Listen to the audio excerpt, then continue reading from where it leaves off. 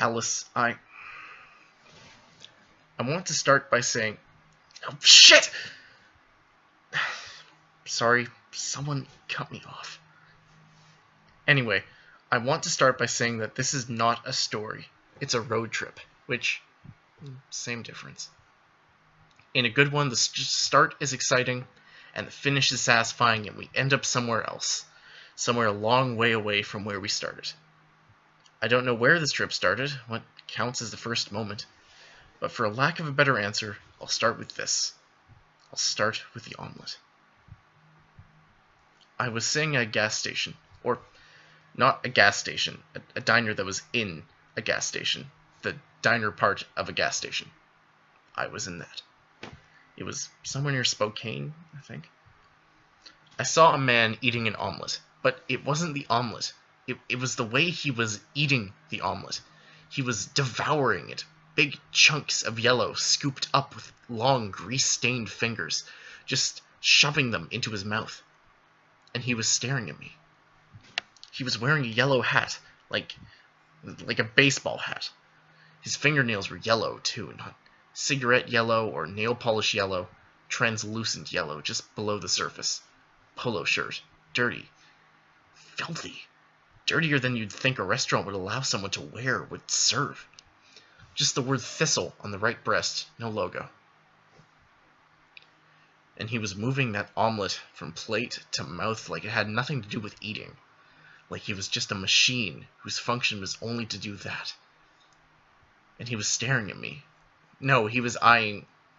No, staring.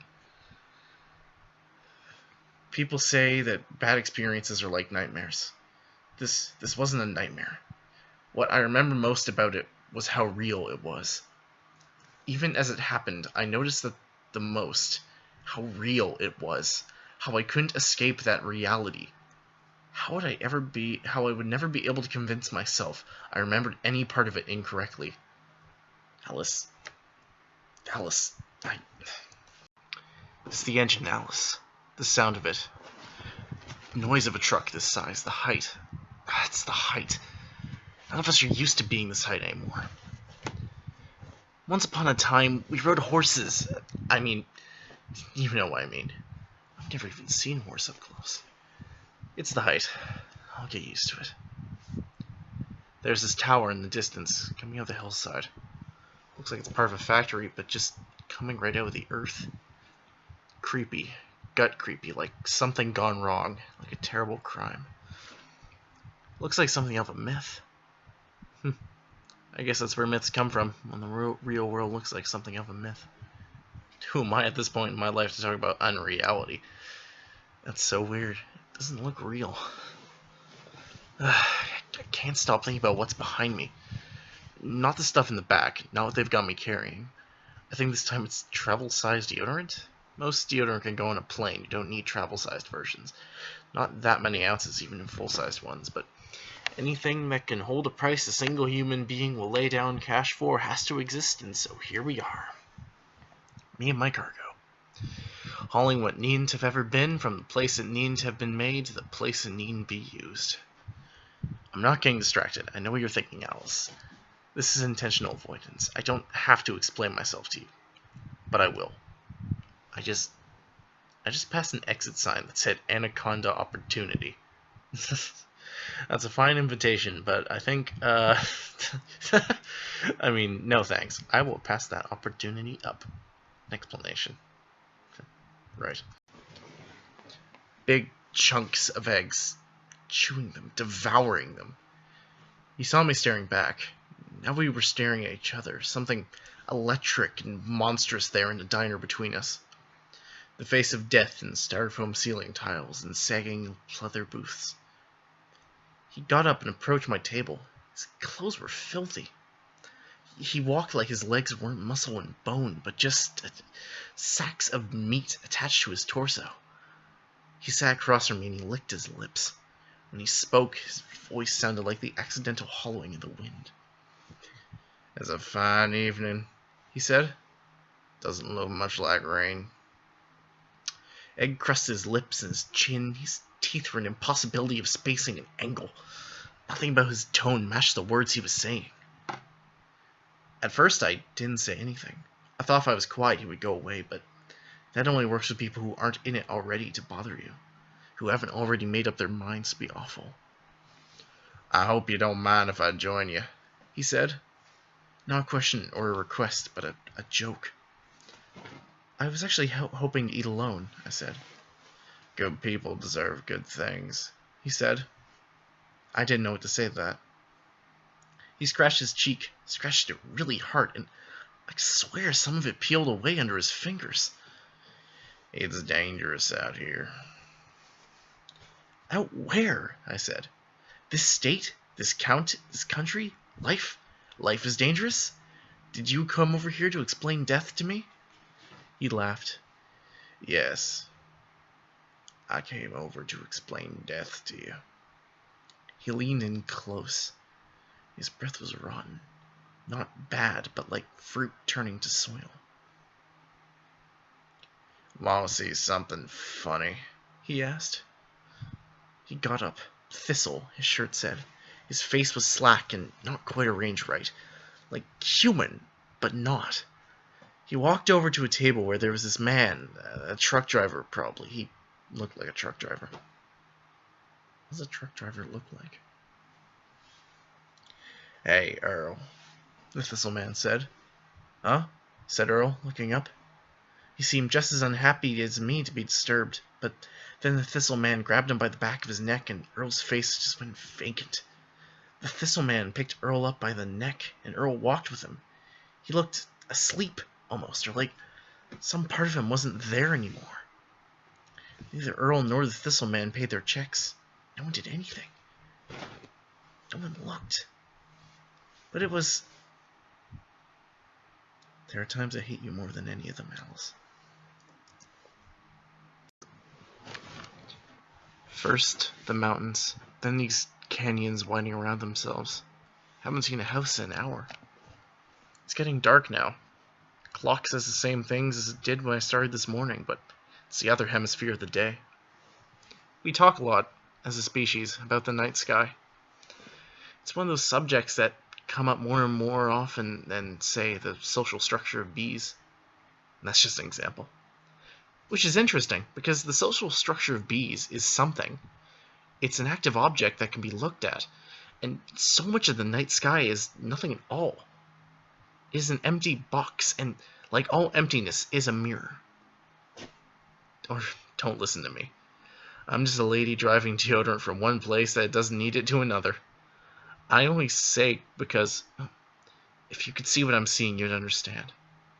The night sky is something striking right now against the dark silhouettes of the trees. It's beautiful. So much that I've seen is beautiful. More than you would think. Even the worst things. And isn't it funny that the trees blot out the sky? Physical objects as shadows against the void. We are nothing if not absurd. We are nothing. He was waiting for me in the parking lot. He was holding Earl now. Earl seemed to be awake again, but the Thistle man was holding him too tightly for him to move. The outside lights in the gas station weren't working anymore. The two men were shadows against the harsh light of the diner windows. People eating waffles and sausages and shit. The embrace was almost tender, but there was nothing tender about the man with the yellow fingernails. His grip was strong, and the truck driver couldn't move, couldn't shout. They both stared at me. Earl's eyes were wide, struggling with the vision of the future without him in it. The man with the yellow nails, his eyes were flat, like a bad painting of a face. They both stared at me, and then the man with the yellow nails, he took a bite out of Earl. Tore out a chunk of flesh right at the artery in his left armpit, and Earl began to bleed. He didn't move, but only whimpered a little. Tears started falling from his staring eyes, but he didn't move. The other thing, whatever it was not a man. Dug his fingers into the wound and pulled out bits of Earl the way he'd picked up the egg with that same flat movement, the nothing demeanor. This was not a meal. This was not something they had to do in order to survive. This was a demonstration. The Thistle Man. He wanted me to know, and Jesus, right then I knew. I ran back to the truck, of course. I locked the doors, of course. Of course, I pulled out of the parking lot as fast as a truck that size will go, which is not fast enough in a situation like that, of course. Of course I cried, Alice. Of course I cried. Behind me in the mirror, I could still see the two figures. Could see the distant shadow of Earl dying without a friendly face in sight. The only person who could help him driving herself away to safety, and just the company of a monster to accompany him in his dissipation. I couldn't see details anymore. Those were in my memory. I've seen the Thistle Man again. I've seen him again and again behind the bathrooms at rest stops, in the snack aisle at gas stations, sitting alone in the biggest booths of the smallest roadside bars, places with one kind of beer on the menu and video poker in the bathroom by the toilet. Something brutal and clumsy in his movements, like he doesn't understand how any of them works. And sharp teeth, not sharp enough to be fangs, but not human either. And yellow fingernails, not cigarette yellow, but translucent yellow just beneath the surface. He hasn't talked to me again, but I've been seeing him and he knows it. He wants me to know he's following me. I don't know who this... I won't say man. He isn't a man. I don't know what he is. Do you know, Alice? Is this why you left? Or was it something else? Was it me? And now, here, the road between two places I've never heard of. Travel-sized deodorant, an unusual height, closer to the night sky than I am to any other human. A night sky that seems gorgeous and heartbreaking, even though it's not. It's not anything. It just isn't. Where are you, Alice? Why can't I find you? I'll keep driving this truck. I'll keep wandering this country. I'm going to find you. I will. Hopefully I'll do it before the Thistle Man finds me. Every time I look behind, I worry that the headlights I see are him, and his strange, dirty hands are on the wheel, pointing them at me, going faster and faster. This better be worth it, Alice. Nothing ever could be.